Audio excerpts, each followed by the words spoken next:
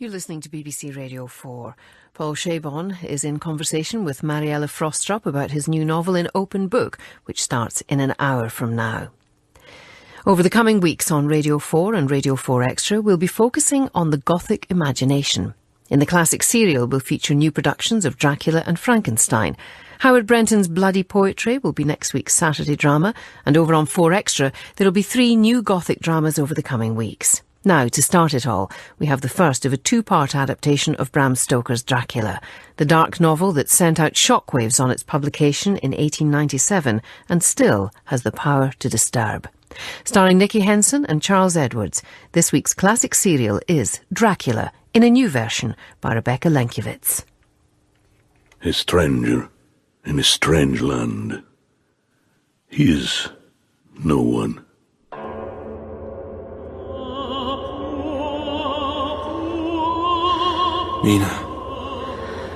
Mina. Jonathan? Jonathan, I thought you were next to me. I thought you were home. Mina, don't come here. Don't try to find me. I dreamt I was in Whitby, in the churchyard. What happened, Mina? What happened to us there? Lucy, be mine. Yes, Arthur. Yes. But who will look after you if I leave you? Renfield?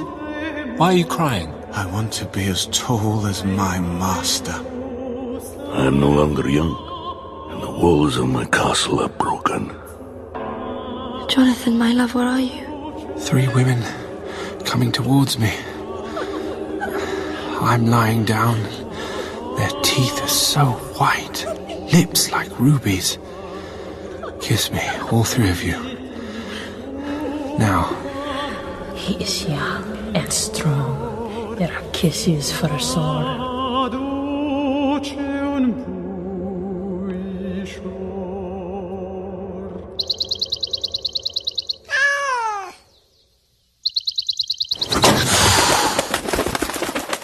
The 5th of June, 1897. It was a hot day in the asylum. The heat makes the inmates variously drowsy or irritable. It induces melancholia. Today my concentration wanders. The inmate Renfield is the sole distraction from my own depression. His hobby is catching flies. No, Renfield, there are too many now. You must get rid of them. But may I have 3 days to do it, Dr. Sheward? Please? Yes, you may. He's turned his mind now to spiders, and has got several large ones in a box. He feeds them his flies and uses half his food in attracting them from outside. The spiders are now as great a nuisance as his flies.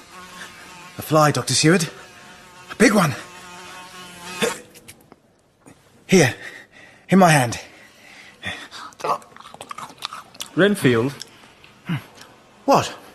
It's very good and wholesome. It's life. Strong life. And it gives me life. May I have my notebook back, please? Why do you jot down these single numbers, Renfield, then add them up in batches? Why not? Endeavouring not to constantly replay this morning's events, I was feeling finally brave, resolute. I called upon Miss Lucy Westenra. Dr. Seward, did Mother want to see you? No. Sorry I gave you no warning. You don't need to warn us.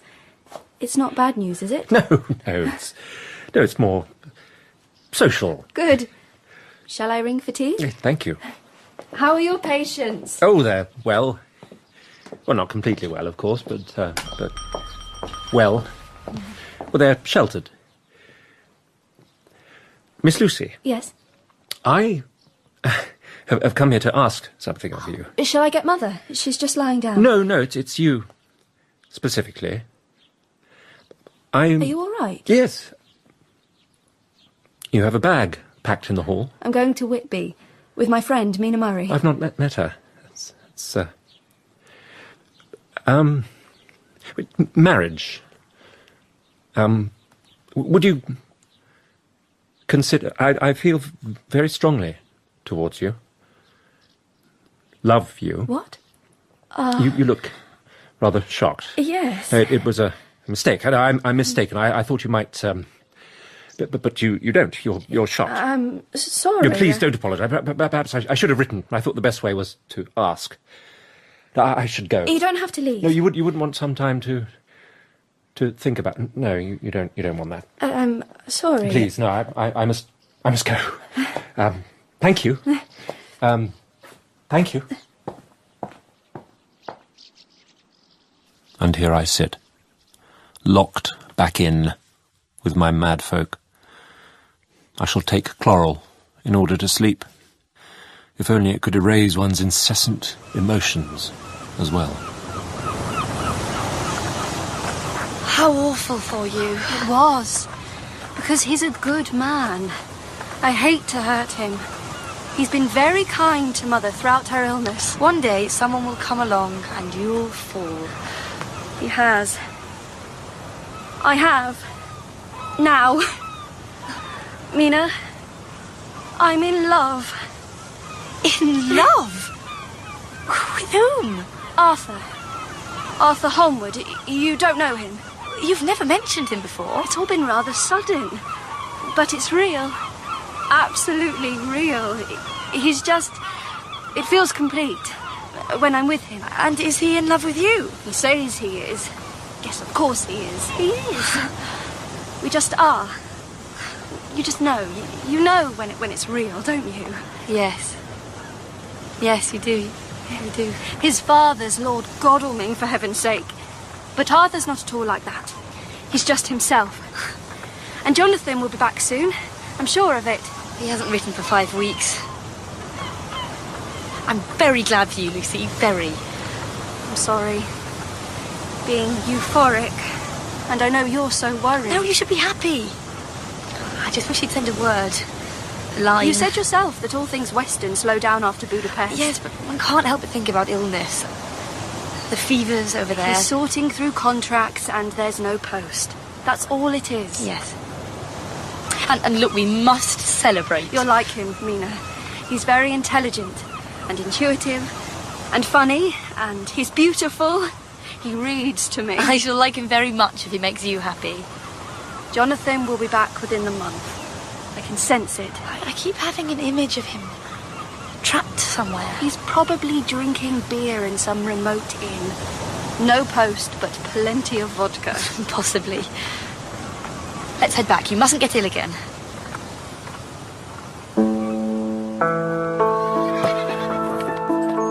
Third of May. Dearest Mina, I keep this diary as a long letter to you in our separation. Since meeting you, I almost feel as though I have not truly done a thing until I have told you about it. I suspect that in the end, that is what love is. Bistritz was an interesting old place. The Count had booked me into the Golden Krone Hotel. From there, a diligence to the Borgo Pass, where I would be met. As we left, the landlord's wife approached me. Jonathan Harker, do you know where you go? Take Christus for Mother. Your mother's sake. She placed a rosary around my neck. Not a typical day for a solicitor's clerk. Sorry, yes, a solicitor, as of last week. The beauty was extensive. There was everywhere a bewildering mass of fruit blossom. Apple, plum, pear, cherry. By the roadside were many crosses.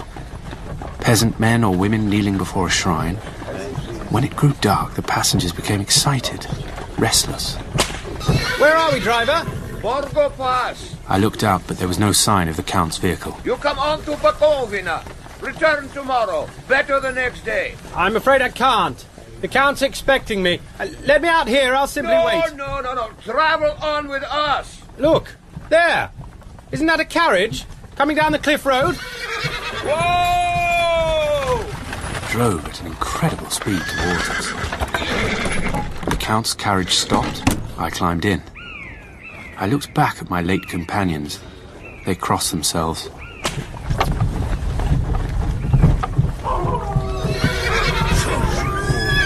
Shush, my beauty. It started to snow. Gently at first, but soon the landscape was pure white. Around us was a ring of wolves, with white teeth and lolling red tongues, with long, sinewy limbs and shaggy hair. Shoo! Away! Whoa! Whoa! Whoa! The coachman came out and swept his long arms at them. He seemed to have some power over the animals. We travelled on. We kept descending, scudding clouds on the dark horizon. Darkness.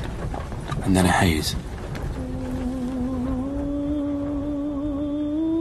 I must have slept. And when I woke, I became conscious of the courtyard of a vast, ruined castle. I climbed down and stood in silence. A great door opened. Within stood a tall old man, clean-shaven, with a long white moustache, clad all in black.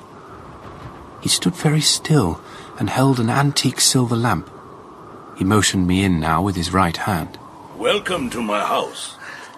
Enter freely and of your own free will. He held out his hand and grasped mine.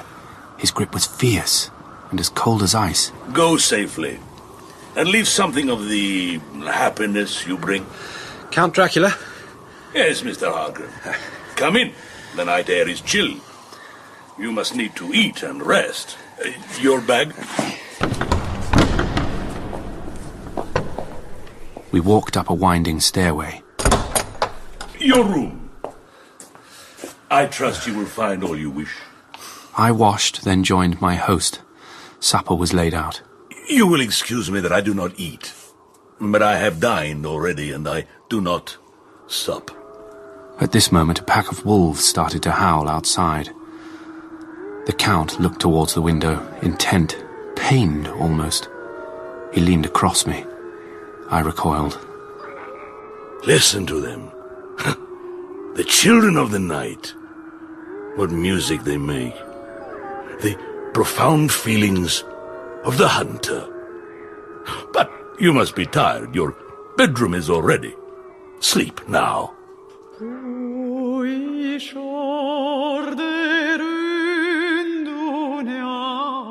The 7th of May. I slept till late in the day. Breakfast was laid out. There was a card. I have to be absent for a while. D. In the library I found a vast number of English books. I read for a few hours. I hope that you rested well. Through these books I have come to know your great England. A stranger in a strange land, though. He is no one. Come, tell me of London and the house which you have procured me. The house is old and big. Good, good. To live in a new house would kill me. I am no longer young, and the walls of my castle are broken. Presently, with an excuse, he left me. I began to read and looked at a map of England. I found little rings marked near London, Exeter, and Whitby. Strange that each place pertains to you. I smiled at the happenstance and missed you. An hour later, the Count returned. Aha! Still at your books? Good. But come. I'm informed that your supper is ready. The Count stayed with me while I ate. Then he asked questions into the night. Soon I felt the chill which comes over one at the coming of the dawn, similar to the turn of the tide. They say that people who are near death die generally at the change to dawn or at the turn of the tide. Dearest Jonathan, I write from Whitby. It's a beautiful town. If I knew how you were, I would enjoy it. I miss you. I ache for us to be wed, and for life to be both normal and extraordinary. I wonder where you are, my love. I wish you were next to me. Mina.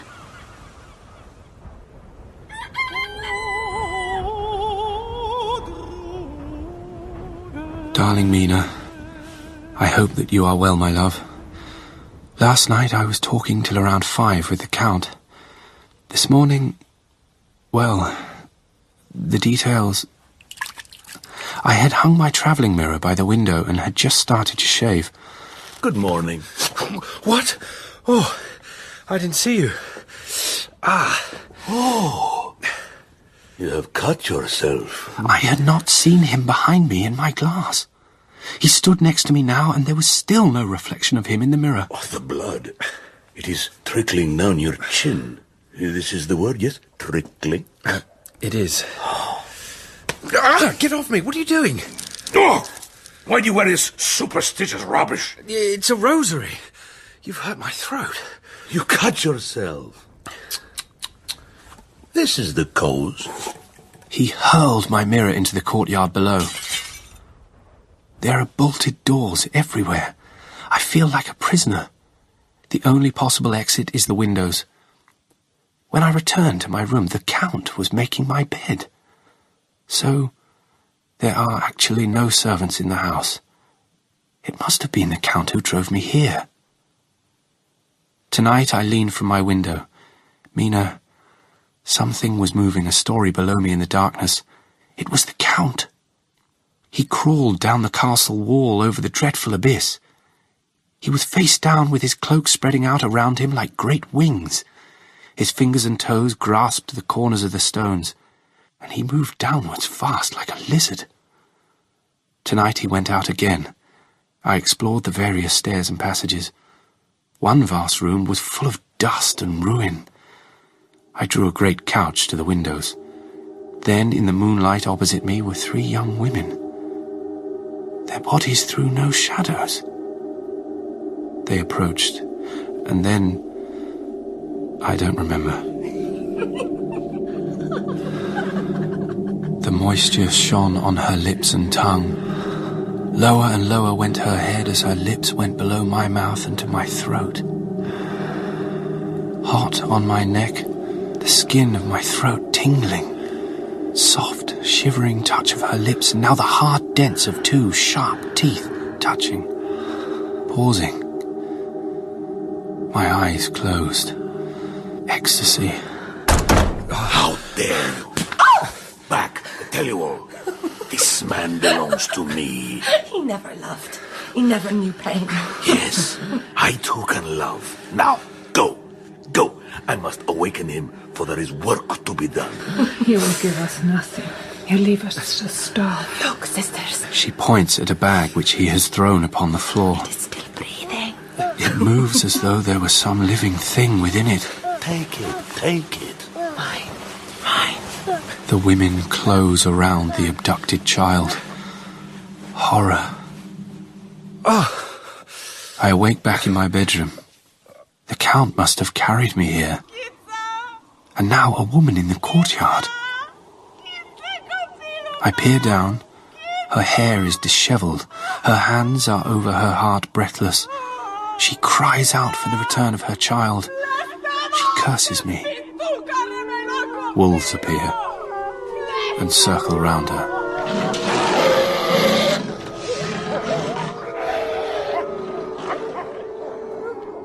A heap of inert clothes and blood. I feel no pity. I know what has become of her child, and she is better dead. Tonight I shall escape through the window and scale the walls. Goodbye, Mina, if I fail. Lord help me and those to whom I am dear.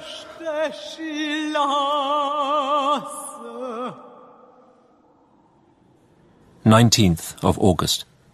There was a strange and sudden change in Renfield last night. About 8 o'clock he began to get excited. I don't want to talk to you. You don't count now. The master is at hand. He seemed utterly transfixed by this idea. He became quiet and went and sat on the edge of his bed. How are your spiders, Renfield? I don't care a pin about them. Mina, the waves are so high. It's incredible. The fishermen say that we're in for a storm. Imagine sailing on that. I can't see the horizon for the mist. And those clouds. They're like giant rocks. Look, there's a boat. Just past the headland. It's rather beautiful. A schooner, isn't it? The wind is making it look rather like a toy, crashing around. Good evening, ladies. Good evening, Captain. We were just wondering what sort of ship that was out there. She's a Russian by the look of her. The air's becoming very still now. I don't like that. Why not?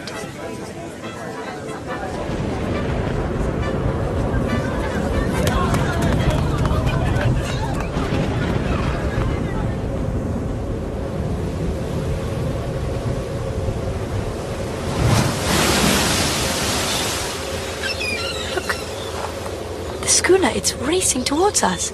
Aye. It's faster than any boat I've seen before. It'll crash into the rocks if it keeps up that speed. Seems to be negotiating them as if it had charted them. It's not slowing down a jot. It's coming at the beach. Oh, God. What? Oh, God save us. Look away, Miss Murray. Miss Westenra, I'd go home if I were you. He's dead, isn't he? Aye, he is. Lashed to the wheel. I've never seen a dead person before. I've seen too many. Could no one help him? Where are the rest of the crew? None of them are coming out. Please, Miss Murray, will you take Miss Westenra and yourself back to your rooms? It's really too awful. His head is swinging with the motion of the boat. Don't, Mina. Let's go home. Look, his hand, he's clutching a crucifix. But the binding cord has cut his flesh to the bone. Please, no more. There's someone else. Or is it? No, it's a black dog. It's half the size of a man. Where? It's jumped onto the beach, miss. It's running off up the cliffs. I feel rather faint. Come, let's get you home. Good night, Captain. Good night, ladies. God bless.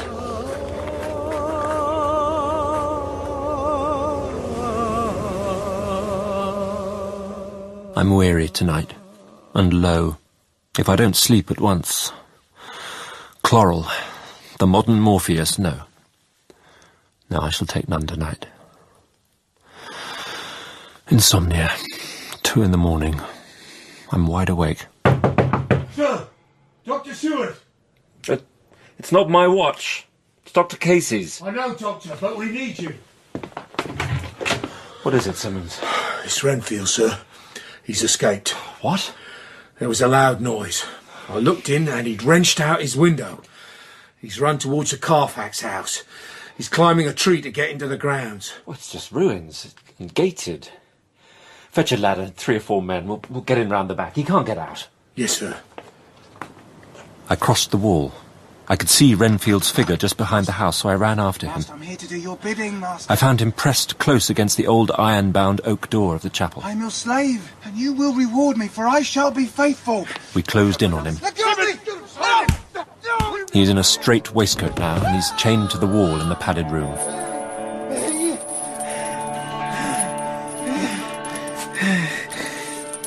I shall be patient, Master.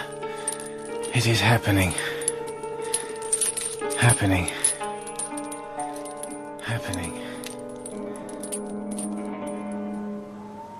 11th of August. I woke up around midnight and looked across. Lucy's bed was empty. She had unlocked the door. I took a big, heavy shawl and ran out. There was not a soul in sight. I looked across the harbour to the east cliff to see if Lucy was in our favourite seat, in the churchyard. There was a bright, full moon. I could see the ruins of the abbey, and there, on the seat, a half-reclining figure, white. It seemed as though something dark stood behind her. I flew down the steep steps to the pier and along by the fish market to the bridge. Are you cold, my child? Yes. Shall I warm you? Shall I wrap you in a coat of fur? Yes. You must first ask me to enter you. Come. Let us never move from here. Be inside of me, always. Good. My good child.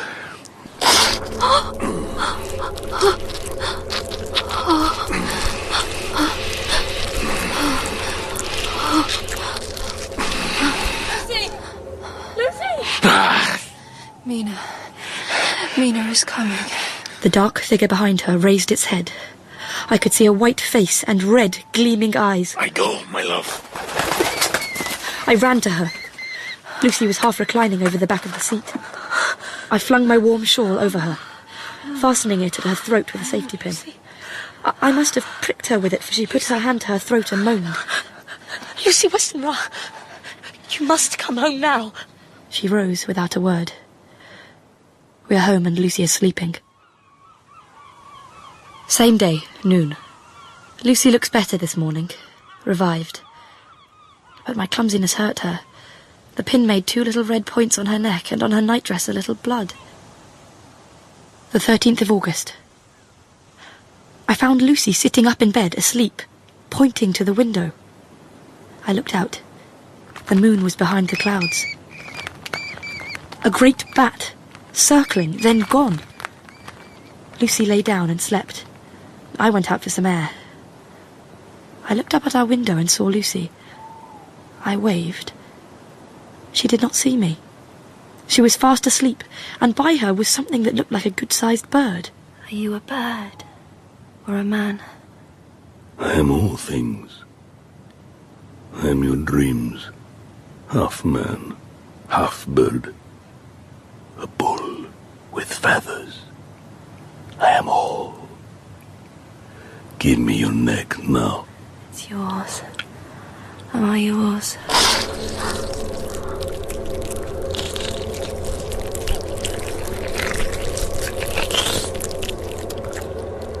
Good. I go. When I came back into the room, she was moving back to her bed, but slowly, as though she was in pain. She was holding her hand to her throat. She is paler, and there is a drawn, haggard look under her eyes. 15th of August. I rose later than usual. No news from Jonathan, and Lucy seems to be growing weaker. At night, I hear her gasping as if for air. She refuses to see a doctor. Last night, I found her leaning out the window, asleep. Lucy? Lucy, what are you doing? Lucy? Lucy! Lucy!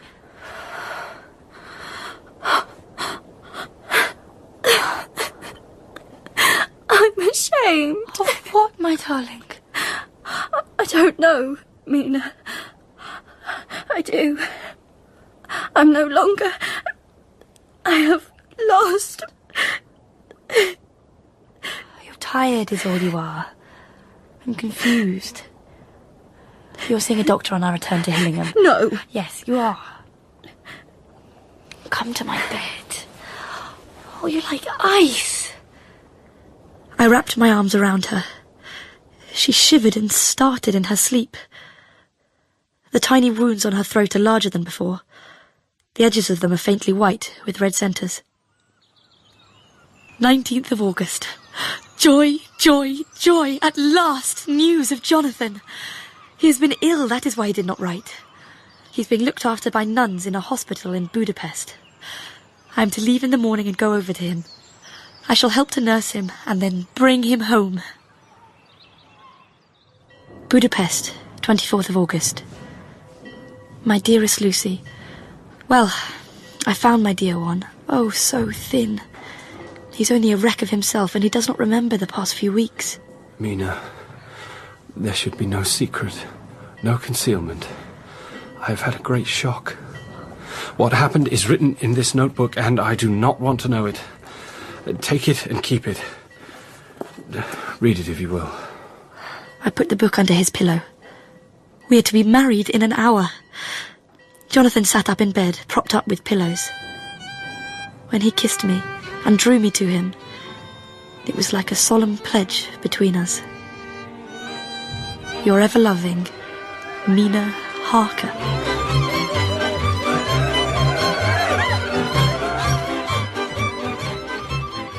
Hillingham, 24th of August. Arthur came to lunch. He looked quite grieved when he saw me. You look very pale. Are you all right? Hardly slept, but no matter. What kept you awake? Are you troubled? No, I'm sorry. I promise I won't be a sickly wife. Don't apologise. Why don't I call in Jack? Jack Seward. He'd be happy to come over. Don't contact him. It's just lack of sleep. But Jack's brilliant. He's helped your mother hugely. Don't ask Dr. Seward to examine me, please. But he's a friend. Your friend, not mine. Was there a problem between Jack and your mother? No. Why can't you just listen to me sometimes? I do. I'm sorry. I just think I'm more tired than ill. What does your mother think? I haven't told her. Mother's in a lot of pain. I'm not going to bother her with a sore throat and a touch of short breath. Your throat? You didn't say. Let me see. No. All right. Get your friend in. That's fine. I've upset you. No, never. I'm sorry. You and Jack? Our friends. Ignore me. I'm just in a vile mood. Forgive me. At the request of Arthur Holmwood, I have undergone an examination of his fiancée, Miss Lucy Westenra. Diagnosis: she is somewhat bloodless, but I could not see anemia. The problem seems to be mental. Lucy Westenra, I hope you did not see my hands shake as I took your pulse. So, what are the main complaints? It wasn't I who asked you here, Dr. Seward. Although I consider your work excellent, of course. No, I know, it was your fiancé. Congratulations. Thank you. I didn't know that you and Arthur were friends. Oh, yes, old friends. So, your symptoms, Arthur mentioned a lack of sleep. Yes, and I have trouble breathing sometimes. I'm lethargic. As a child, I used to walk in my sleep, and when I was in Whitby, I started to do that again. And here, now you're at home? No, I've not been sleepwalking here. Cough for me. I'm going to put my hands here to feel the rhythm of your breath. Is that all right? Of course. Take a big breath and hold it in and out. And short breaths now. That's good. How long have you had this wound in your neck? It's just a pinprick. There are 2 tiny punctures. 2 pinpricks, then. It's nothing. I'd like to ask my old master, Professor Van Helsing, to examine you. Would you consent to that? Of course. Thank you. Good. But I'm sorry if this has been awkward for you. It will be my sole examination. I'm sorry if it was awkward for you. No, it wasn't. I'll go now. Will you take some tea? You shake your head. You look so beautiful for those moments. I wish I could make you happy. And I simply can't. I have just held you, listened to your lungs, your heartbeat, felt your hair brush against my neck. And you expect me to drink tea and talk about the rain? Dr. Seward? No, thank you. Goodbye, Miss Westenra. Lucy. Arthur is a very fine man. He is. Goodbye. And you leave. I wonder if I shall dream again tonight. Of the man-bird. Lucy. No. Yes. Yes.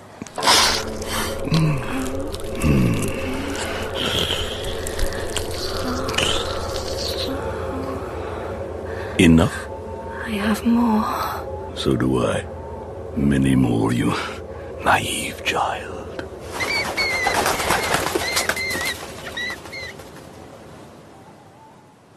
Three days later, Van Helsing examined Lucy.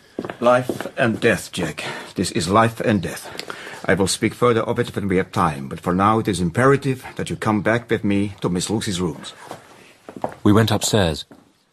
When I saw the change in her, I was shocked. In days, her health had seriously deteriorated. She was pale and so thin. There must be a transfusion of blood at once. Is it you or me? It must be me. I went downstairs with him, and as we were preparing, there was a knock at the hall door. Arthur. Jack. I was so anxious. I read between the lines of your letter. Dr. Van Helsing. I am so thankful to you, sir, for coming. Sir, you have come in time. You are the lover. She is bad, very, very bad. You are to help her. What shall I do? She wants blood badly. We are about to perform a transfusion. Just tell me what to do, sir. Good. Come now. We all went up to Lucy's room. Arthur. Arthur. Darling. Am I so bad? Did they call for you? Not at all. I was just missing you. Liar. Miss Lucy, I have a draft for you here. To drink. Is it a narcotic? No. Just a help for sleep. Liar. Prop me up a little, would you, Arthur? Yeah. I feel drugged already. Is that better? Yes.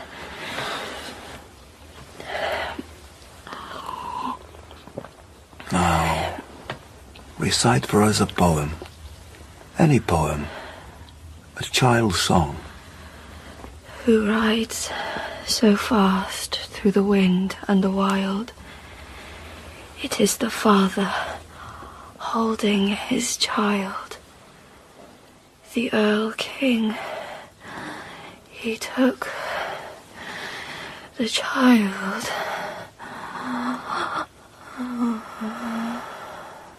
Mr. Holmwood, your arm. Dr. Seward, please time us with the clock.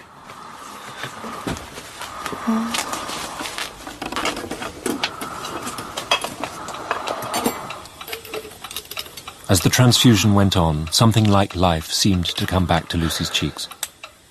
Much blood was needed, and Arthur was faint with it. It is enough. You attend him. I will look to her. The narrow black velvet band around Lucy's neck shifted.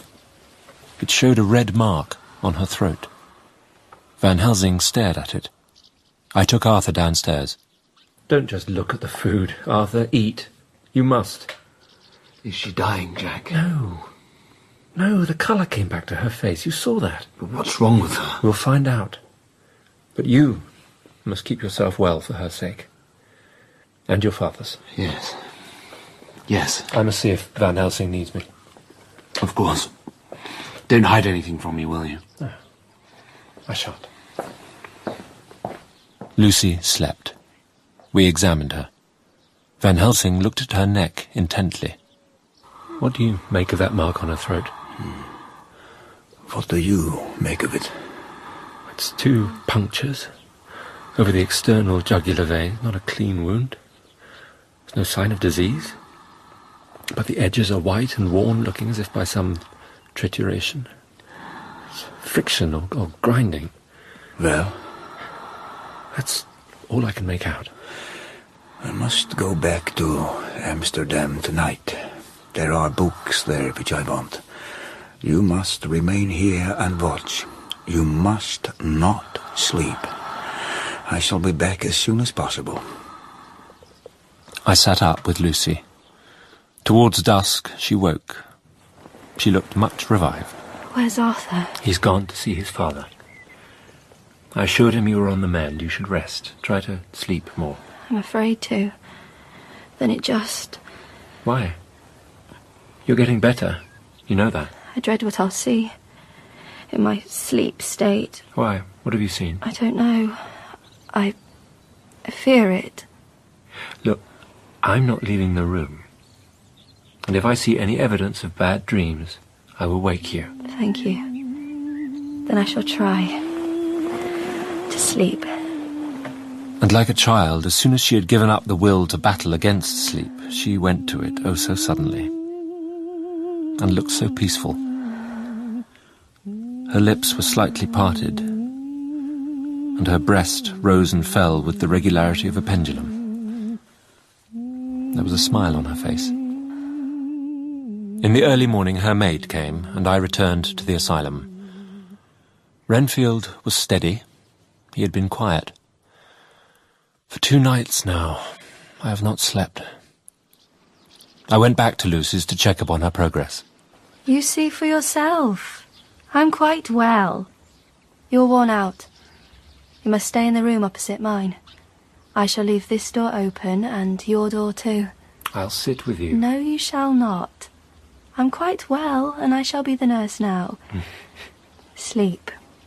And so shall I, like a couple of old soldiers. I smiled at her image of us. I had wished for a much different one. I agreed, for I was dog-tired.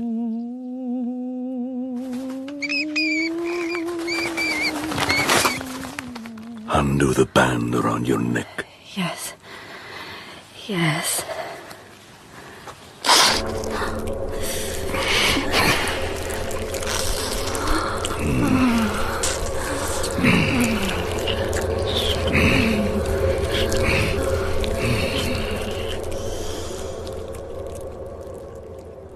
I was conscious of the professor's hand on my head and started awake all in a second, a habit I acquired at the asylum. And how is our patient?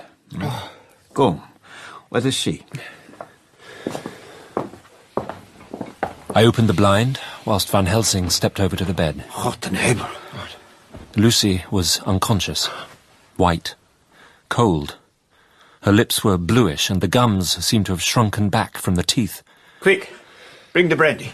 Together we rubbed palm and wrist and heart and wetted her mouth. It is not too late, but we must begin again. I rolled up my sleeve and found a vein. We began the operation. What are you giving her? A hypodermic injection of morphia. Lucy went into a deep narcotic sleep. Now, ready? Yes.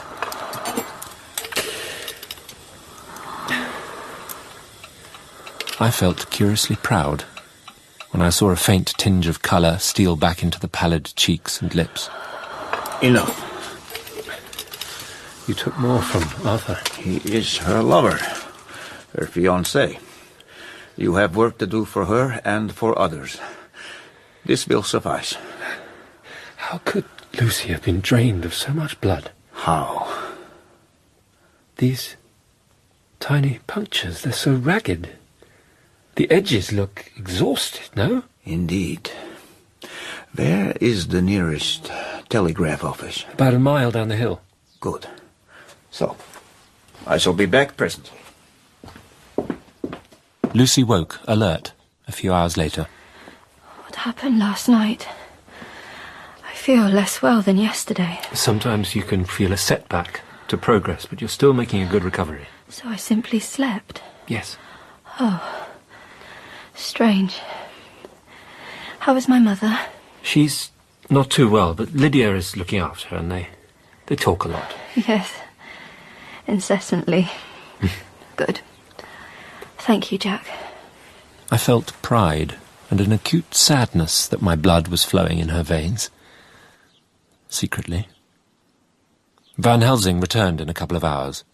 Now you go home, my friend, and make yourself strong. I stay here tonight. Good night. I had a late dinner. I went my rounds.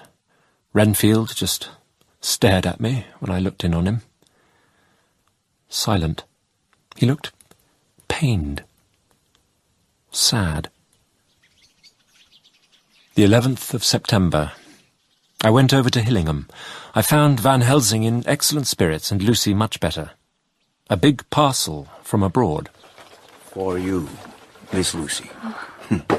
This is medicinal. They go in your window, round your neck, and so you sleep well. Flowers? Boxes of them, just like a star of the opera. There. Beautiful.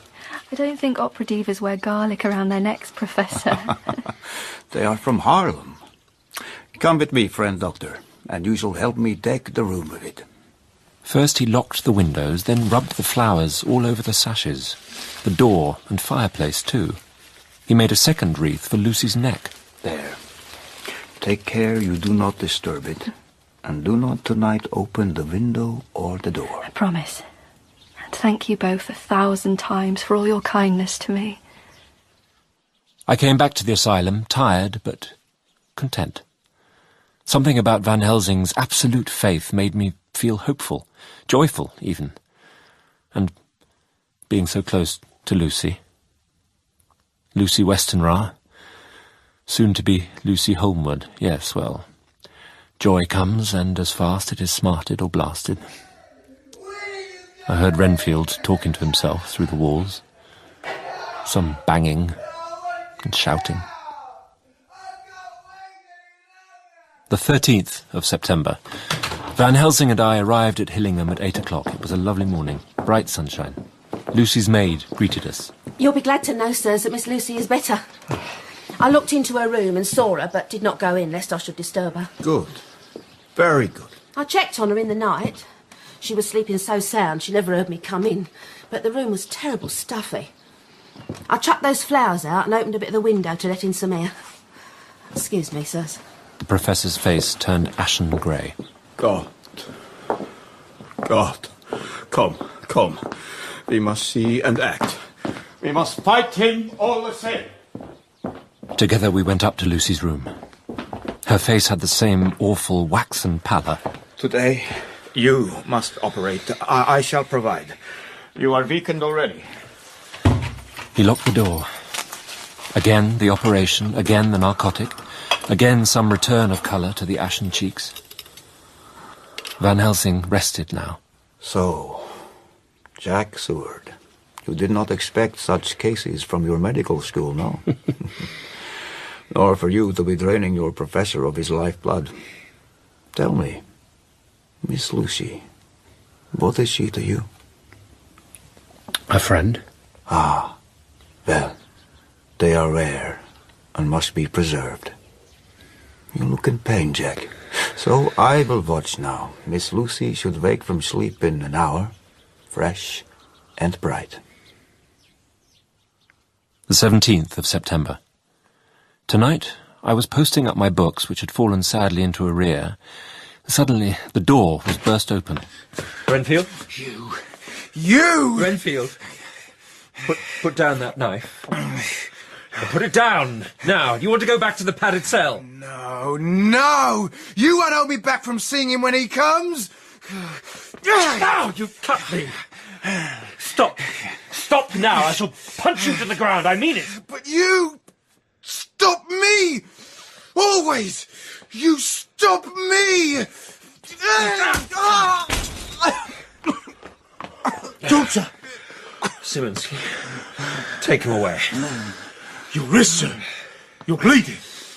Yes. It's on the floor. Blood. I'll get a bandage. You look to Renfield. I will, sir. Look to me. Yes, look after me. Like I was your kitten. Renfield. That's blood, my blood. Get up, Renfield. Do we need a straight waistcoat with you? No need. No need, I'm almost finished. I am overexcited and weary, and I need rest. Van Helsing has not summoned me. Tonight I could not well do without sleep. A telegram. 17th September. Was called away. Do not fail to be at Hillingham tonight. If not watching all the time, frequently visit and see that flowers are as placed. Do not fail. Shall be with you as soon as possible. The 18th of September. Van Helsing's telegram is 1 day late, as it was sent mistakenly to Carfax, Sussex. A whole night lost, and I know what may happen in that time. I was waked by a flapping at the window. I was not afraid. I tried to sleep, but I could not. Is there anybody there? God shield me. Arthur, goodbye.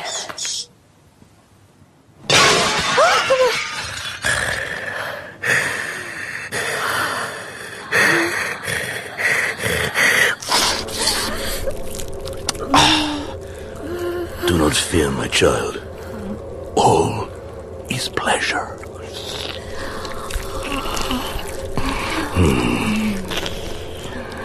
All. I come to you. Your neck. Your breast.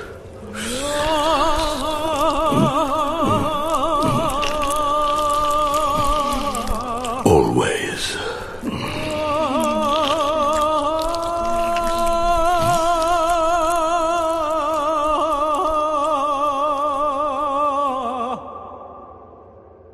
The 18th of September.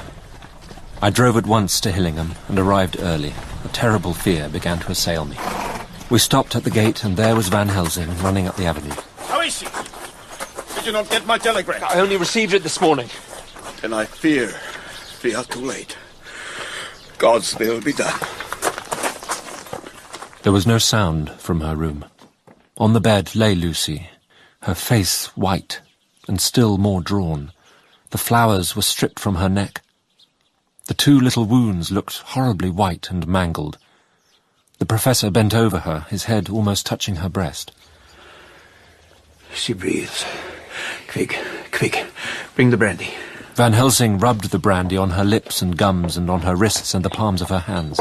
She has had put into her veins the blood of 3 strong men. What took it out? The 19th of September. All last night Lucy slept fitfully. On waking, she was hardly able to turn her head. She ate negligibly. Her open mouth showed the pale gums drawn back from the teeth.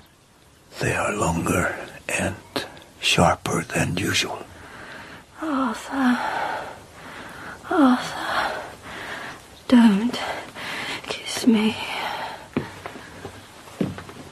Later, she looked her own self again, but a dying one. We telegraphed Arthur. Jack, is Lucy dying? Yes, I believe so. I cannot conceive of a world in which she is not somewhere. Nor I. You love her, don't you? I do. Yes. Well, who could not? Sit near her. Lucy will know you're there in some sense.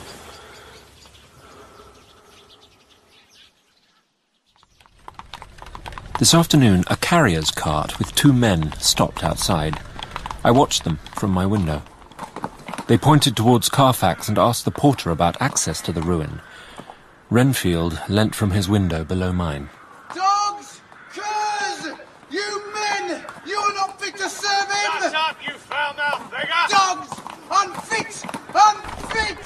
Filthy leeches! The men departed. Why should they serve when I cannot? Why does he break my heart?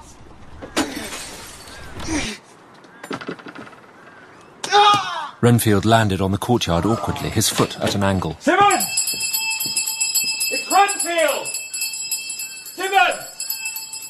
We chased him up the road. He ran after the cart, which had on it some great wooden boxes. He rushed now at the carters. He pulled one of them off and began to knock his head against the ground. He's mine! Do you hear me? Not yours! I've waited! I've waited! You won't take my bride! Get off me! Simon! Get him off! We began to master him. The attendants put a straight waistcoat on him. I'll frustrate them! They shan't rob me! They shan't murder me by inches! I'll fight for my lord and master! Get him down! They got him back to the house and put him in the padded room. One of the attendants, Hardy, had a finger broken. However, I set it all right, and he's going on well. I duly relieved Van Helsing in his watch over Lucy. Her teeth seem longer and sharper, Professor. The canine teeth, yes. Be vigilant. I'll take over at 6.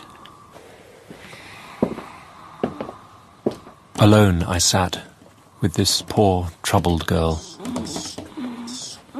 I went over to the window. There was full moonlight, and here was a great bat, which wheeled around. When I came back, I found that Lucy had torn away the garlic flowers from her throat. I replaced them and sat watching her. When Van Helsing came to relieve me, he removed the flowers and lifted the silk handkerchief from her throat. Mein Gott, it will not be long now. Take that poor boy and let him come and see the last. He trusts us, and we have promised him. I went to the dining room and waked Arthur. Come, my friend. Summon all your fortitude. I have none. You must find it. For her sake. Yes. Yes. I would gladly die for her, Jack.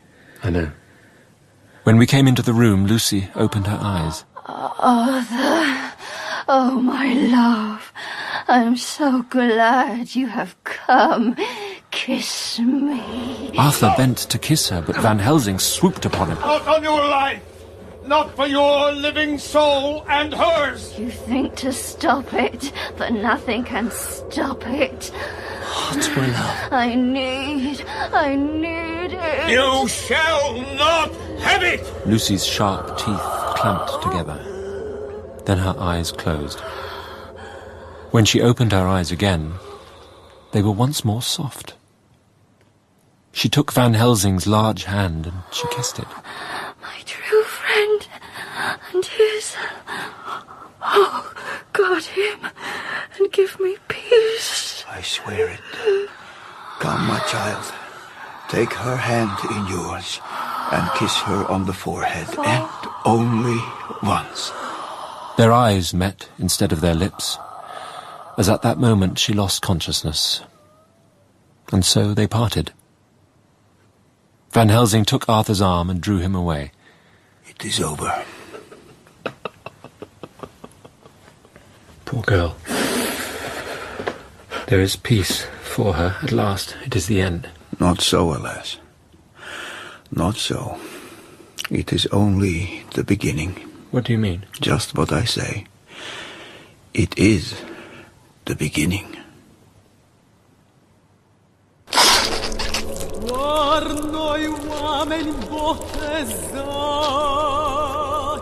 Oh, how sweet. How sweet they are. The profound feelings of the hunter.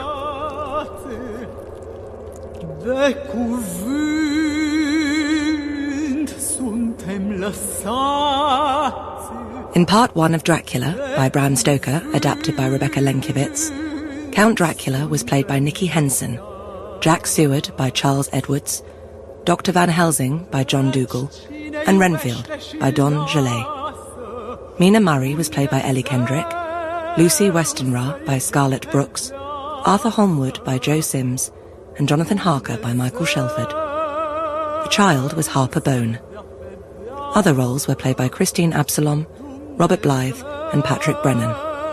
The music was performed by Adriana Festeu.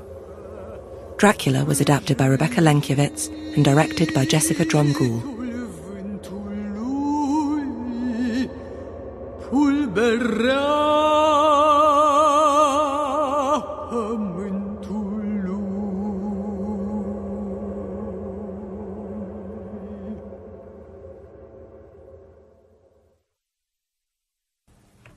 Always hiding, always running, always feeding. The lot of the exile is a poor one. My castle is broken, and I have no home but the warmth of strangers.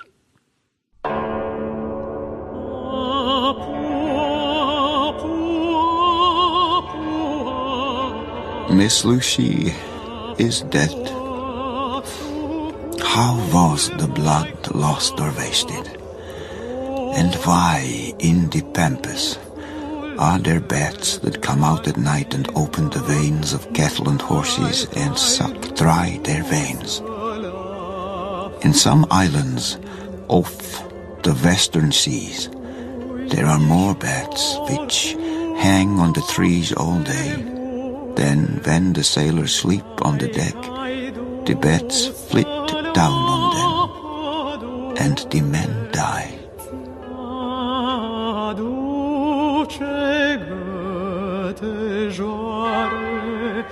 The funeral of Lucy Westenra is to happen tomorrow. The undertaker had certainly done his work well. There was a wilderness of beautiful white flowers. When Professor Van Helsing turned the winding sheet gently back, we both started at her beauty. I could not believe my eyes, that I was looking at a corpse. The professor placed wild garlic flowers amongst the others on and around the bed. Then he took from his neck, inside his collar, a little gold crucifix and placed it over her mouth. He restored the sheet to its place, and we came away. Tomorrow I want you to bring me, before night, a set of post-mortem knives. Must we make an autopsy? I want to operate, but not what you think. Let me tell you now, but not a word to another. I want to cut off her head and take out her heart. What? The girl's dead. Why mutilate her poor body without need? Why do it? It's monstrous. There are things that you know not. But that you shall know. Will you not have faith in me? I will, Professor. I must. We came back to town quietly, taking a bus to Hyde Park Corner. We walked down Piccadilly. Jonathan was holding me by the arm the way he used to in the old days. Suddenly he clutched my arm so tight that he hurt me. Mina, look! He's there! Who? That man in black. I can't look again. Describe him to me. Well, he's tall, thin, he has a black moustache and a pointed beard. And what else? Large white teeth. They're pointed like an animal. Yes. Do you see who it is? No. It is the Count. But he's grown young, Mina. It's him. When we got home, I decided the time had come to read the diary of Jonathan's time abroad, for his sake. But before I could start it, the world went dark. Jonathan? Mina? What is it? What's happened? A telegram. It's... Darling, shall I read it? Yes. Oh, my love. Oh, come here. How? I was with her. She was... How? A few days after the funeral, I walked over Hampstead Heath to visit Lucy's tomb, alone. A policeman stopped me as I walked away from the place. Excuse me, sir. I wondered if you'd seen a child on its own at all. No? Someone gone missing? There's been a spate of children disappearing on the heath. Well, they'll find their way home eventually, but we suspect there's an animal on the loose. The children are bitten. They all have the same wounds on their neck, and they all talk about seeing and following a bloofer lady, they call her. Young uns, you see, sir. We found a child on Shooter's Hill this morning. Emaciated, he looked to me. He's in the hospital now. I'm sorry. I shall take special attention. Oh, thank you, sir. 23rd of September. Jonathan is better after a bad night. Dr. Van Helsing has come and gone. Oh, what a strange meeting. I gave him my written account of all the recent events. He bowed and settled himself in a chair with his back to the light. He became absorbed in the papers, whilst I went to see after lunch. When I came back, I found him walking hurriedly up and down the room. He rushed up to me and took me by both hands. Oh, Madam Mina, how can I say what I owe to you? These papers open the gates. And your husband, tell me of him. Is he quite well? Is all that fever gone? And is he strong and hearty? He was almost recovered, but when we were in town on Thursday last, he had a sort of shock. He thought he saw someone who recalled something terrible, something which led to his brain fever. You'll think me a fool and Jonathan a madman. I have learned not to think little of anyone's belief, no matter how strange it may be. May I give you the copy of Jonathan's journal when abroad? You'll read for yourself and judge. So he took the papers with him and went away. And I sit here thinking I don't know what.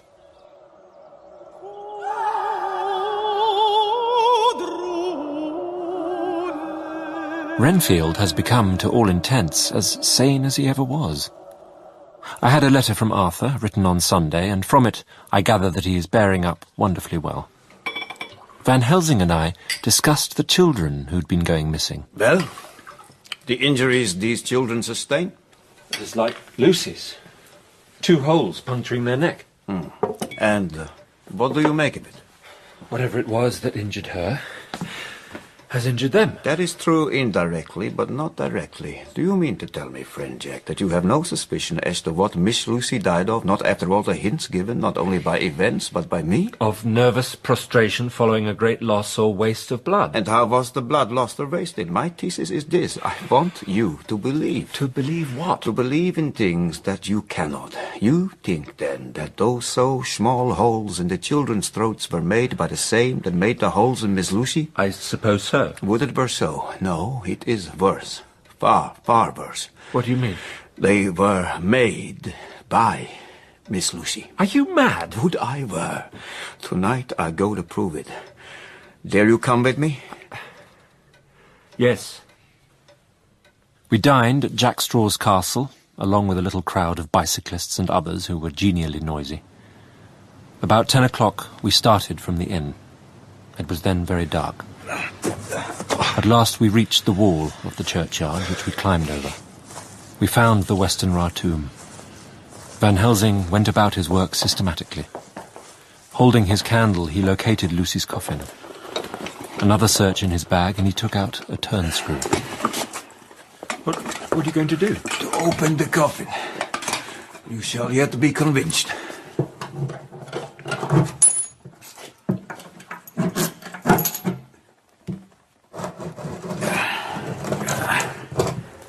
It's empty. Are you satisfied now? How can you account for it not being there? Or perhaps a body snatcher. Some of the Undertaker's people may have stolen it. Come with me. He put on the coffin lid again. We opened the door and went out. The 27th of September. It now seemed madness to open the tomb again when we knew that the coffin was empty, but Van Helsing insisted. The place was unutterably mean-looking when the sunshine streamed in. Van Helsing walked over to Lucy's coffin, and I followed. He bent over and again forced back the coffin lid, and a shock of surprise and dismay shot through me.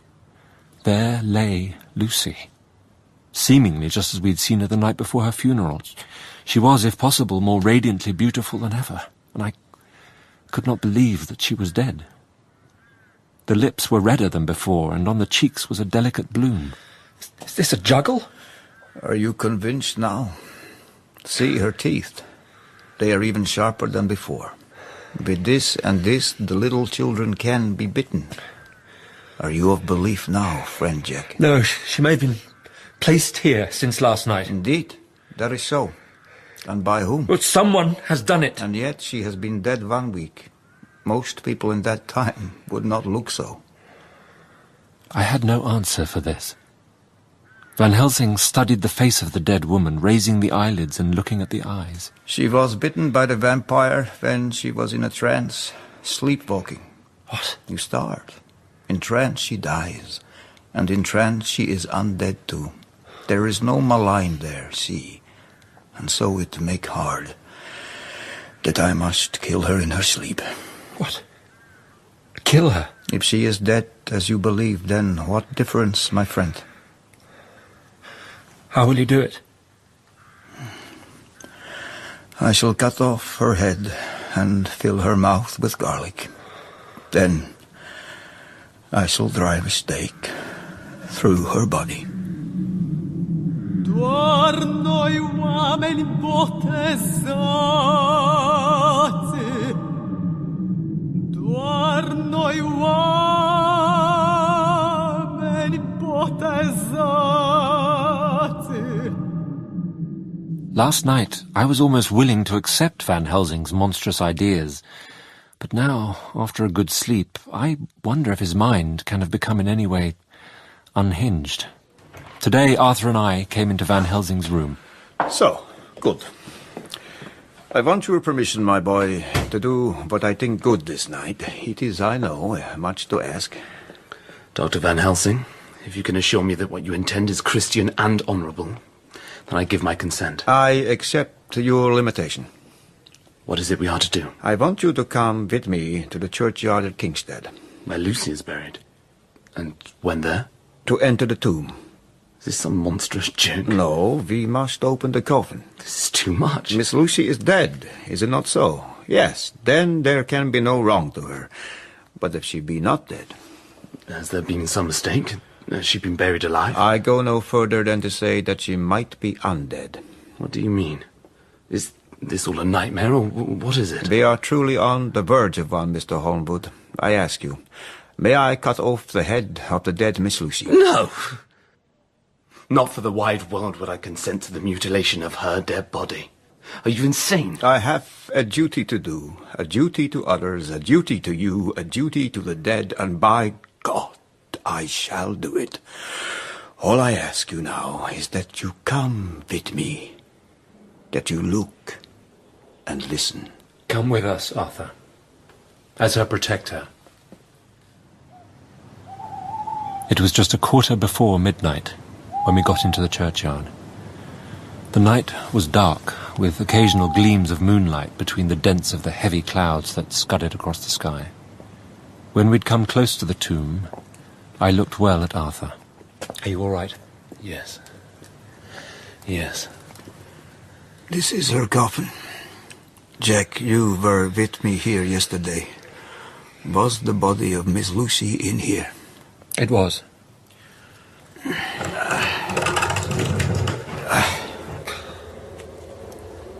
It's empty. We will wait outside. Things much stranger are yet to be. Come. It seemed fresh and pure in the night air after the terror of that vault.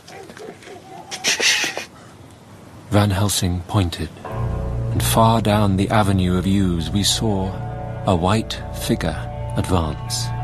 A dim white figure, which held something dark at its breast. The figure stopped, and at that moment a ray of moonlight fell upon the masses of driving clouds and showed in startling prominence a dark-haired woman dressed in the cerements of the grave. We could not see the face, for it was bent down over what we saw to be a fair-haired child. Lucy. It was Lucy Westenra, but yet how changed. The sweetness was turned to adamantine, heartless cruelty, and the purity to wantonness. Van Helsing raised his lantern. By the light that fell on Lucy's face, we could see that the lips were crimson with fresh blood, and that the stream had trickled over her chin and stained the purity of her lawn death robe. When Lucy saw us, she drew back. Her eyes ranged over us. They blazed with unholy light, and the face became wreathed with a voluptuous smile. With a careless motion, she flung to the ground the child that up to now she'd clutched to her breast. Lucy advanced to Arthur with outstretched arms and a wanton smile. Come to me, Arthur. Leave these others and come to me. My arms are hungry for you. Come, and we can rest together.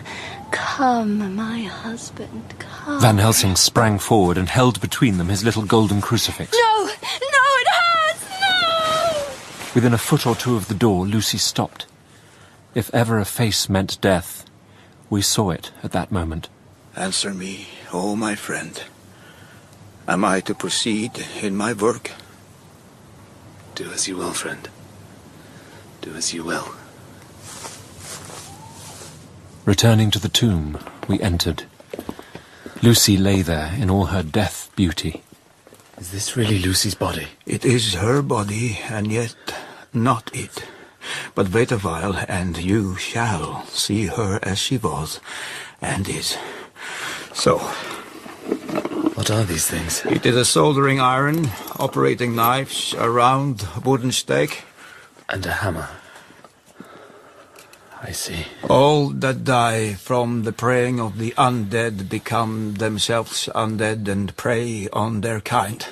And so the circle goes on, ever widening. Tell me what I am to do. Take the stake in your left hand, ready to place to the point over the heart, and the hammer in your right. Then, when we begin our prayer for the dead, strike in God's name that all may be well with the dead whom we love, and that the undead pass away. Arthur took the stake and the hammer.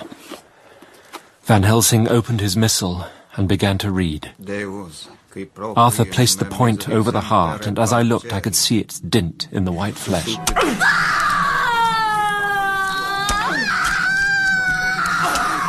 The thing in the coffin writhed, the body twisted in wild contortions. The sharp white teeth champed till the lips were cut, and the mouth was smeared with a crimson foam. Stop! Stop!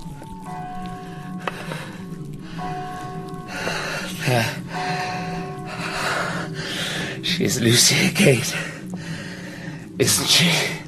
She is God's true dead, whose soul is with him. Arthur bent, shaken to the core, and kissed her. Then we cut off the head and filled the mouth with garlic. We soldered up the leaden coffin, screwed on the coffin lid, and gathering up our belongings, came away.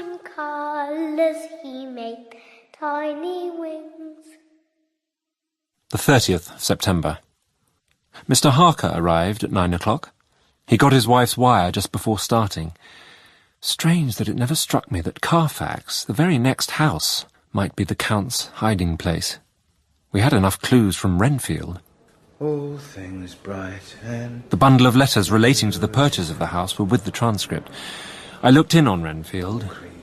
He was calm, singing. Great and small. Mr. Harker, Mrs. Harker, it's a pleasure. Ours too. A pleasure to meet you, Doctor. And I'm sorry for your recent... for everything you've been through. Well, we shall all work together. It will be for the greater good. Absolutely. So, we have traced the Count's coffins. There should be 50 of them in the old chapel at Carfax, unless any have since been removed. We have the papers for the consignment. Good. I wonder, Doctor, might I meet your patient Renfield? I'm fascinated by him after reading your notes. I took Mr. Harker to the study and Mrs. Harker to Renfield's room. Renfield, a lady would like to see you. Why? She's going through the house. Very well.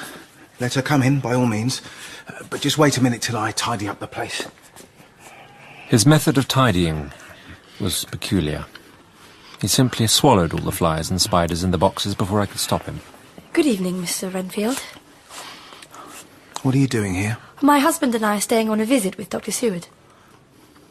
Then don't stay. I pray God I may never see your sweet face again. May he bless and keep you. I'm sorry that you don't want to see me. But I do. I mean leave here, this place. He prayeth best who loveth best. All things great and small. For the dear God who loveth us, he made and loveth all. It's Coleridge, rhyme of the Ancient Mariner. Yes, but who is he now who wanders the earth forever? He takes your time, not for conversation like the old sailor, but your time, full stop. He murders you by inches. I don't understand. Leave. Please, go away from here. He is near. Come, Mrs. Harker. You rest now, Renfield.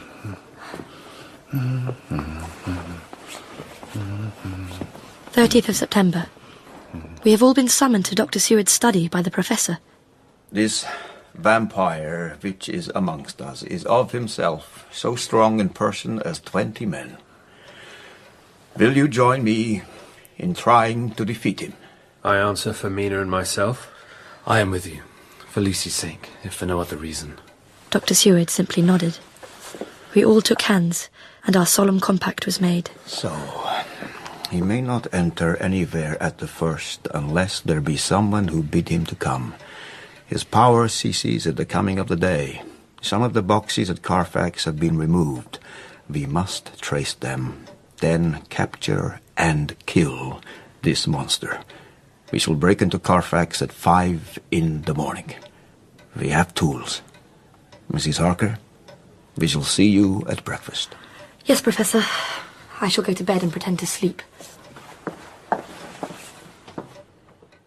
At 4 a.m., Renfield sent for me. I found him excited, but far more rational than usual. You need to release me from the asylum and send me home. I am recovered. I am sane. I desire to go at once, this very hour, this very moment, if I may. Time presses. I have work to do. Good night. Dr. Seward, please. Let me out of this house at once. Send me away how you will or where you will. In a straight waistcoat, manacled and leg-ironed, even to jail. But let me go. Come. No more of this. Go to your bed. Try to behave more discreetly.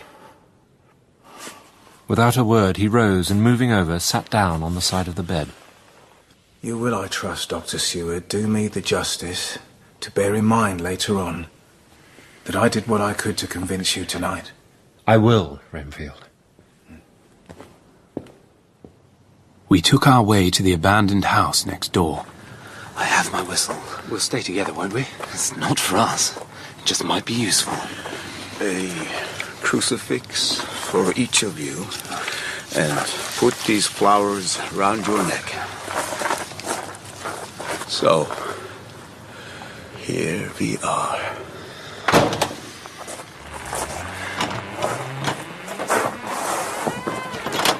In manus tuus domine.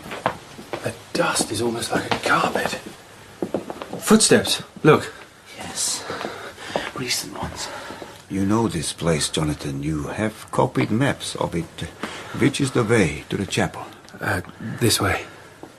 Oh, what is that smell? Dry miasma. It smells like hell to me. Blood. Accurate. They must see how many of the boxes are left.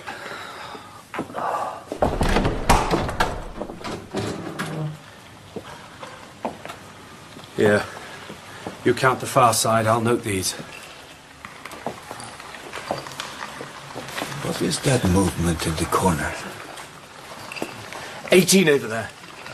11 here. 29 then. Throw a stone into the corner. Something is shining there and moving. Yes, I see it. Phosphorescent. Rats. It's alive with them. These doors lead to the outside. Oh, they won't just leave. They might. With this. These are your terriers? Yes. The rats poured out of the chapel. The dogs then returned to us. They frisk, no, as though they had been rabbit hunting in a summer wood. They do. They love the taste of the blood.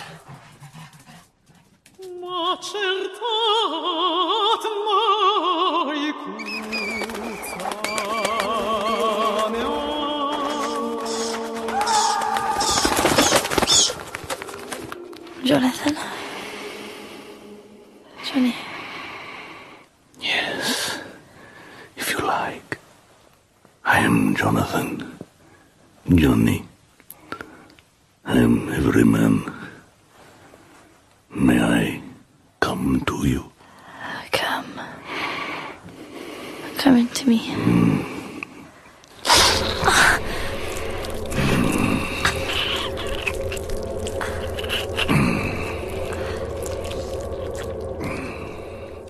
First of October. Mina. We all overslept ourselves. Mina. I had to call Mina 2 or 3 times before she awoke. Who are you? What? Angel, are you all right? What? I'm your husband. Were you expecting a prince? Oh, hello.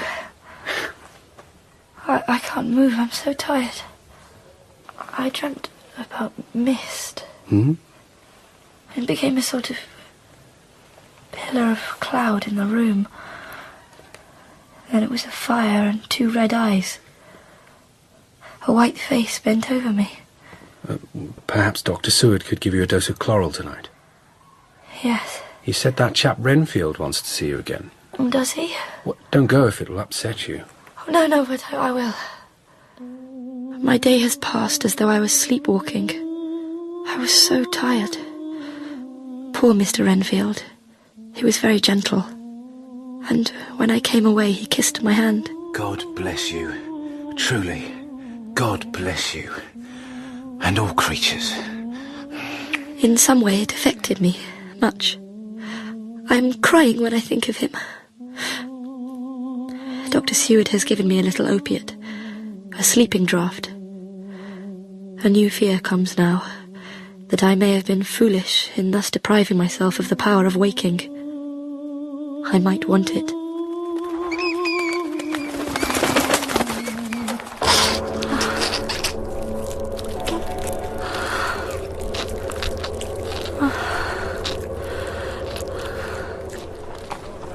At least a few of the Count's boxes were taken to a house in Piccadilly. A man was outside taking down various notice boards. Excuse me, sir. We're the agent of this house. I wonder if you might tell me something of it. It is sold, sir. Ah, who purchased it? It is sold, sir. Surely you do not mind letting me know so much. But I do mind. The affairs of their clients are absolutely safe in the hands of Mitchell, Sons and Candy. I act on the part of Arthur Holmwood, Lord Godalming. He was at once friendlier. I garnered some information and departed. I got a cup of tea at the Aerated Bread Company and came down to Purfleet by the next train. Mina was looking tired and pale. She went to bed disturbed. I told the others of my findings. If all the missing boxes are in the Piccadilly house, then our work is near the end. But if we do not find 21, we must search until we find them. The 1st of October. I am puzzled afresh about Renfield. His moods change rapidly. How are the flies? The ancients did well when they typified the soul as a butterfly. Oh, it's a soul you're after now, is it? Oh, no. Oh, no. I want no souls. Life is all I want. I'm pretty indifferent about it all at present. He became sulky then, and so I came away. Later in the day, he sent for me. I found him sitting in the middle of the floor on his stool, a pose he always adopts for thinking. What about souls? What about them yourself? I don't want any souls. You like life. You want life. Oh, yes. But how are we to get the life without getting the soul also? I mean, surely you have the souls of thousands of flies and spiders and birds and cats buzzing and twittering and moaning all around you. You've got their lives, you know. You've got to put up with their souls. Something seemed to affect his imagination, for he put his fingers to his ears and shut his eyes. To hell with you and your souls! Why do you plague me about souls? Haven't I got enough worry and pain? Forgive me, Doctor. I forgot myself. Pray do not put me in a strait waistcoat. I want to think, and I cannot think freely when my body is confined. Please. I believe that the Count has been to him, and there is some new scheme of terror afoot. I went, after my round, to Van Helsing and told him my suspicion. He grew very grave. I took him to Renfield, and we listened outside his door.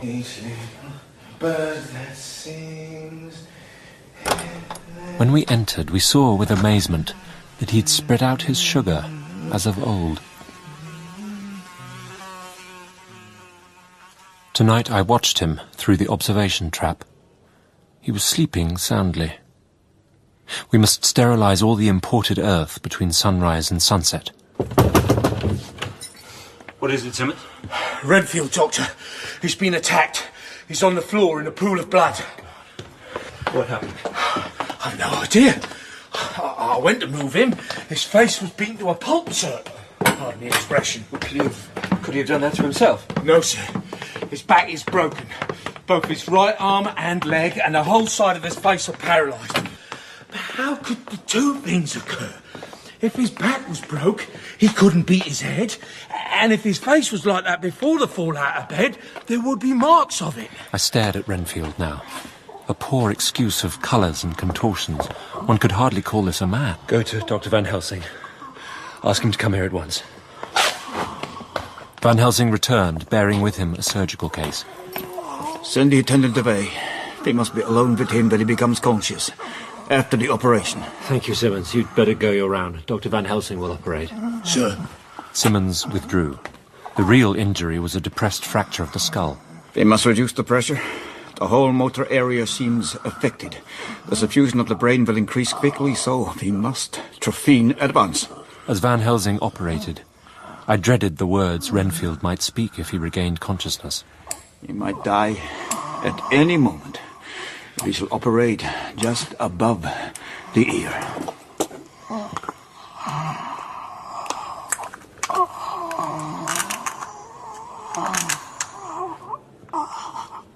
Give me some water. My lips are dry. We moistened the parched lips. I have had a terrible dream. Tell us your dream, Mr. Renfield. I thought that somehow Mrs. Harker had come into the room. She came again this afternoon. She didn't look the same. I don't care for the pale people. I like them with lots of blood in them. And hers all seem to have run out. He has been taking the life out of her. Hot in him.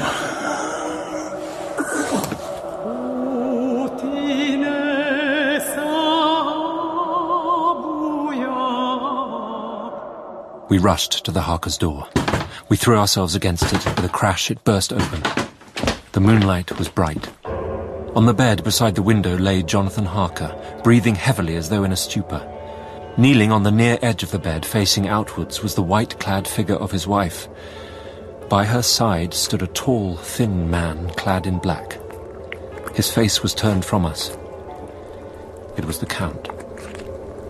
With his left hand, he held both Mrs. Harker's hands, keeping them away with her arms at full tension. His right hand gripped her by the back of the neck, forcing her face down on his bosom. Her white nightdress was smeared with blood, and a thin stream trickled down the man's bare chest, which was shown by his torn-open dress. The attitude of the two had a terrible resemblance to a child forcing a kitten's nose into a saucer of milk to compel it to drink. The Count turned to us.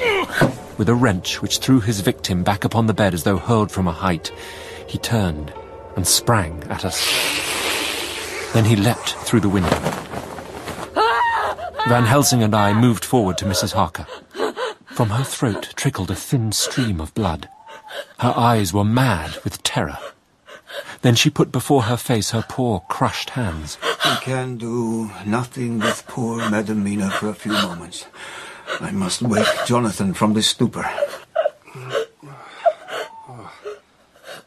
In God's name, what does this mean? Mina, what is it? Guard her while I look for him. No, Jonathan, you must not leave me. You must stay with me. Stay with us. We are here. Take my crucifix. Whilst this is close to you, no foul thing can approach. You are safe for tonight. We must be calm and take counsel together. I'm clean. I'm clean. I must touch him or kiss him no more. No, Mina, come here. Mrs. Harker, do you remember anything? There was a mist again, and the Count was there. Shh. Silence, my child. Do not play the innocent. It is not our first time.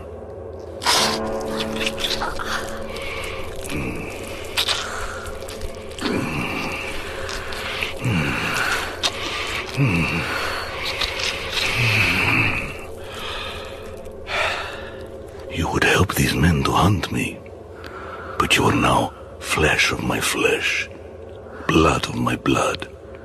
When I say come, you'll cross land or sea to do my bidding. Yes. Yes. Yes. Yes.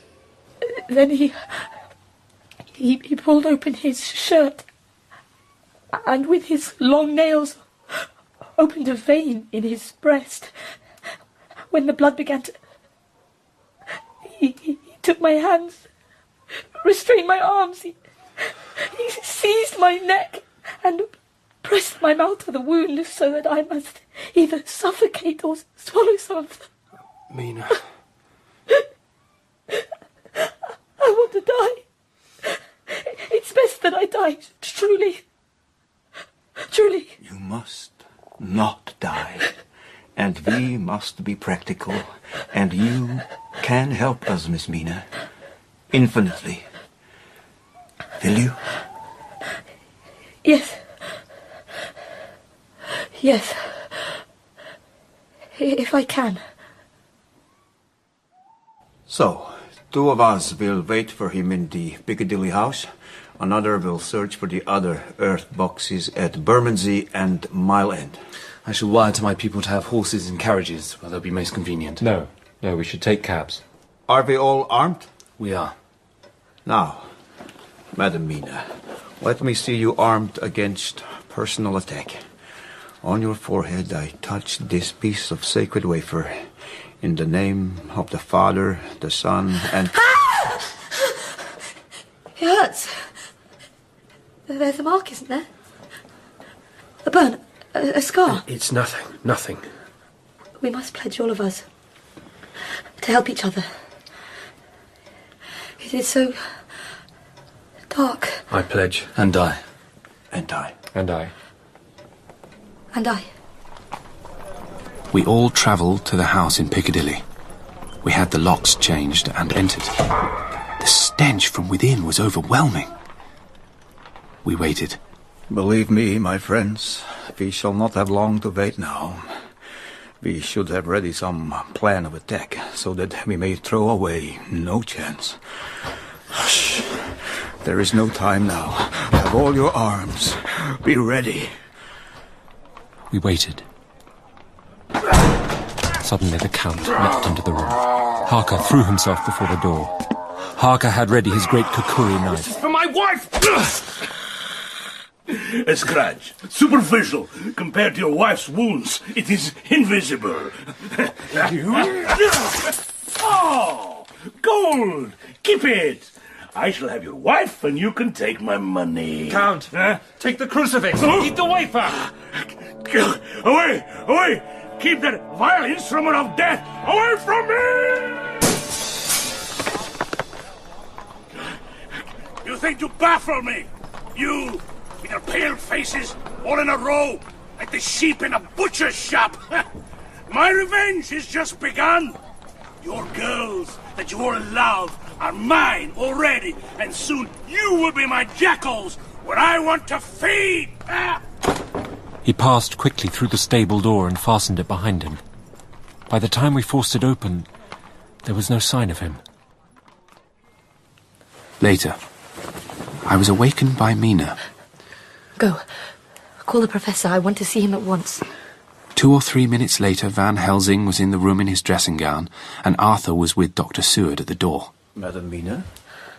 Professor, I want you to hypnotize me. Do it before the dawn, for I feel that now I can speak, and speak freely. Be quick, for the time is short. The Professor started the process. Gradually, her eyes closed and she sat, stock still. Where are you? I don't know. Sleep has no place it can call its own. What do you see? I can see nothing. It is all dark. What do you hear? The lapping of water. I can hear them on the outside. Then you are on a ship. Oh, yes. There is the creaking of a chain, and metal sounding upon metal in the breeze. What are you doing? I'm still. Oh, so still, it is like death. Dr. Van Helsing placed his hands on Mina's shoulders and laid her head down softly on her pillow.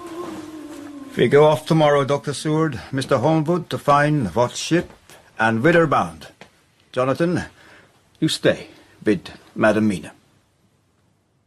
That day we went to the harbour. We have seen the owner of the ship on which the Count has boarded. The box we seek is to be landed in Varna.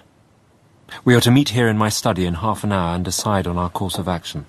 The Tsarina Catherine left the Thames yesterday morning. It will take her at least 3 weeks to reach Varna. But we can travel overland in 3 days. Tonight we can get ready, and then, if all be well, we 3 can set out on our journey. We 3? Ah, you must remain to take care of your wife. I want to consult with Mina. Very well. I watched Mina sleep, calm.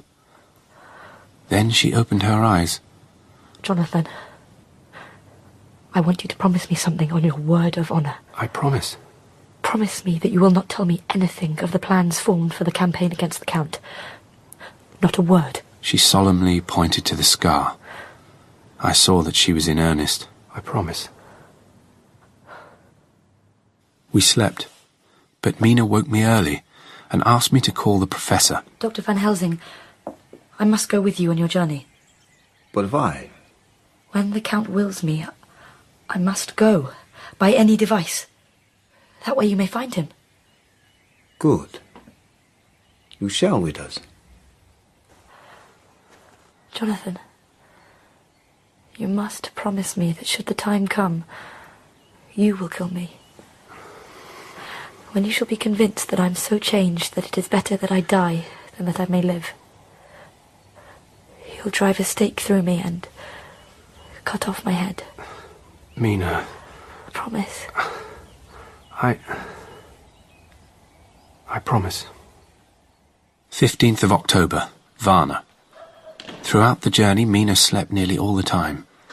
Before sunrise and sunset, however, she is very wakeful and alert. Van Helsing hypnotizes her at such times. What do you see? Nothing. Dark. Waves lapping against the ship. Water. The wind is high. I can hear it in the shrouds, and the bow throws back the foam. We wait now, here in Varna.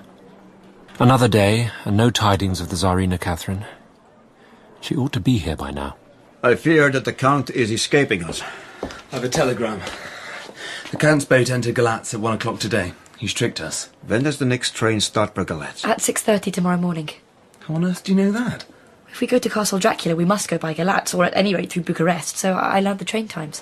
You, Arthur, go to the station and get the tickets. Jonathan, go to the agent of the ship and get from him letters to the agent in Galatz with authority to search the ship. Madame Mina, Harker, and Arthur left to make preparations. Van Helsing saw the worry in my face and confirmed my thoughts with his own theory. In the trance of 3 days ago, the Count sent to Madame Mina his spirit to read her mind. He learned then that we are here. Now, he make his most effort to escape us. 30th of October. At 9 o'clock, Dr. Van Helsing, Dr. Seward and I called on the agents of Hapgood in the river harbour. They took us on board the Tsarina Catherine. We met the captain, who told us of his voyage. He said that in all his life he had never had so favourable a run. Oh, he had a big box which had been put on board by a queer-looking old man. The Armenians wanted me right or wrong to take out the box and fling it in the river, but an hour before sunup, a man took it. He had his papers all right, and I'm glad I was to be rid of the damn thing. What was the name of the man who took it? Here's the receipt. Signed, Emanuel Hildesheim. We found Hildesheim in his office. He told us he had received a letter from London telling him to collect a box which would arrive at Galatz in the Tsarina Catherine and to give it to a certain Petrov Skinsky. That was all he knew. We then sought for Skinsky. You are his neighbor, yes? Yes, but I have not seen him for some days. Does this boy know him?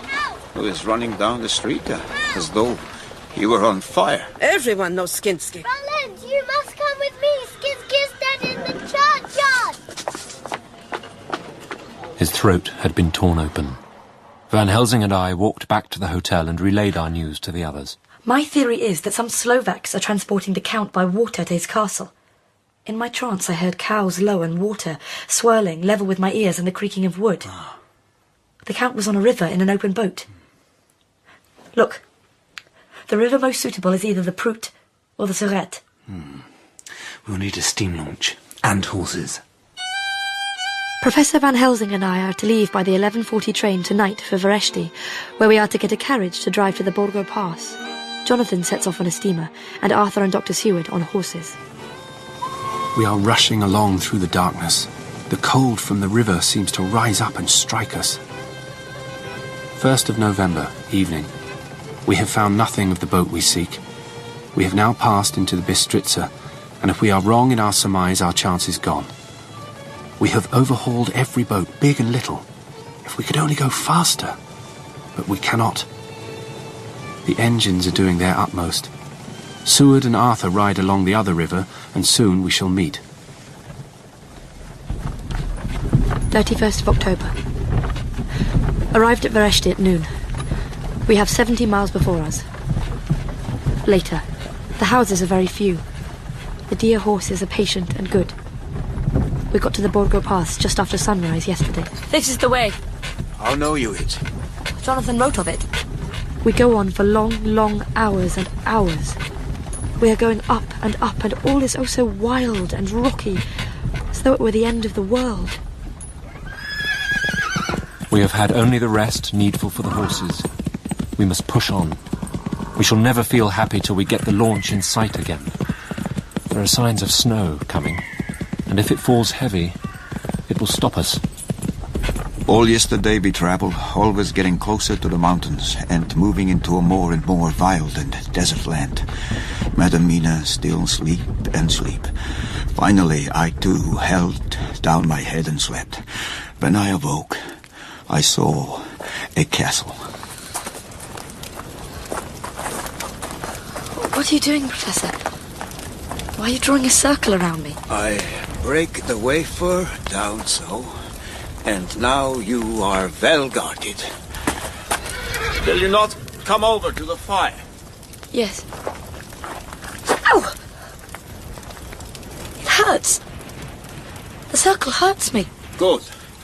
Then it works. I left Madam Mina sleeping within the holy circle. I took my way to the castle. The doors were all open. I broke them off the rusty hinges lest I might not get out. I found my way to the old chapel. The air was oppressive, sulphurous fume.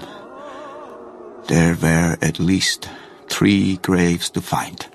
I search, and I find one of them. She lay in her vampire sleep, so full of life that I shudder as though I have come to do murder. I brace myself and find by wrenching away tomb tops one other of the sisters, then the other fair sister. There was one great tomb more lordly than all the rest. On it was but one word: Dracula. I laid in Dracula's tomb some of the wafer, then began my terrible task, and I dreaded it. It was butcher work.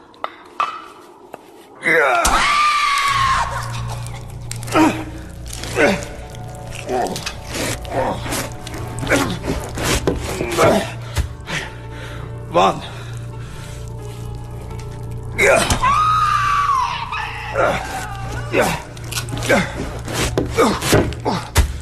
Two. Mein Gott. Again.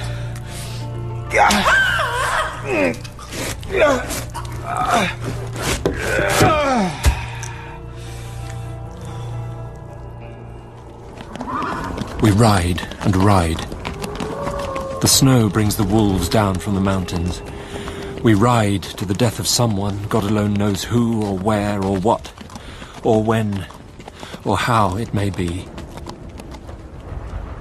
Before I left the castle, I so fixed its entrances that never more can the Count enter there undead. Then I stepped into the circle where Madam Mina slept. She woke. Come. Let's leave this awful place. Jonathan must be near by now. We started walking down the mountain. We found a sort of natural hollow in a rock between 2 boulders. The professor took me by the hand and drew me in. See, if the wolves do come, I can meet them one by one. Taking his field glasses from the case, he began to search the horizon. Look. Madam Mina, look, look. Not far off came a group of mounted men hurrying along. In the midst of them was a cart. They were gypsies. On the cart was a great square chest. They are flogging the horses. They are racing for the sunset. We may be too late. Oh, God's will be done. Then there was a blinding rush of driving snow, and the whole landscape was blotted out. It soon passed, however, and once more his glasses were fixed on the plain. Look! See, 2 horsemen follow fast, coming up from the south. It must be Mr. Holmwood and the doctor. Looking around, I saw on the north side another man, riding at breakneck speed. It was Jonathan. Closer and closer they drew. Halt! Halt! The gypsies reined in, and Arthur dashed up at one side. But the leader of the gypsies lashed the horses forward. Jonathan raised his Winchester rifle. At the same moment, Dr. Van Helsing and I rose behind the rock and pointed our weapons at the Sigony. The gypsies tightened their reins and stopped. Every one of them drew a knife or pistol. Our men threw themselves from their horses and dashed towards the cart. The gypsies formed round it in a sort of undisciplined endeavour. Jonathan jumped upon the cart, raised the great box and flung it over the wheel to the ground. Arthur had to use force to pass through his side of the ring of Sigony. He parried them with his bowie knife. But now Arthur was clutching at his side, blood spurting through his fingers. Jonathan attacked one end of the chest, attempting to prise off the lid. Arthur attacked the other end. The lid was yielding. The sun was almost down. I saw the Count lying within the box. He was deathly pale. Now his red eyes saw the sinking sun, and his look of hate turned to one of triumph. But on the instant, Jonathan's great knife sheared through the throat. Arthur's bowie knife plunged into the heart. The whole body crumbled into dust. The gypsies turned, without a word, and rode away as if for their lives. Arthur held his hand pressed to his side. The blood still gushed through his fingers. It was worth for this to die. Look. Now, God be thanked that all this has not been in vain. See, Madam Mina's forehead. The curse has passed away. And, to our bitter grief, Arthur died. A gallant gentleman. His blood upon the snow. Doar noi oameni botezați, doar noi oameni botezați.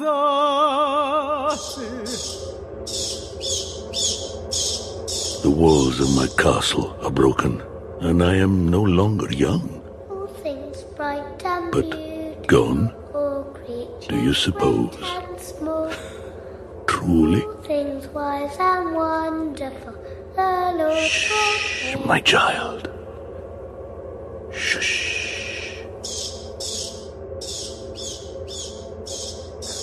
Cine iubește și lasă Dumnezeu. In part 2 of Dracula by Bram Stoker, adapted by Rebecca Lenkiewicz, Count Dracula was played by Nicky Henson, Dr. Seward by Charles Edwards, Van Helsing by John Dougal, and Renfield by Don Gillet. Mina Harker was played by Ellie Kendrick, Jonathan by Michael Shelford, Arthur by Joe Sims, and Lucy by Scarlett Brooks. The child was Harper Bone. Other roles were played by Christine Absalom, Robert Blythe, and Patrick Brennan. The music was performed by Adriana Festeu.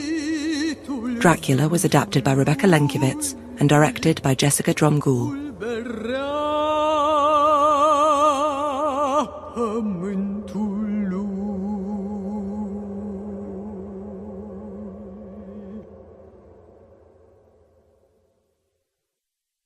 The Gothic Imagination continues. My soul glowed with love and benevolence. A chilling new production of Mary Shelley's classic story. Misery made me a fiend. I will not hear you. Would your conscience allow you to destroy your own creature? Frankenstein. On BBC Radio 4, next Sunday afternoon at 3.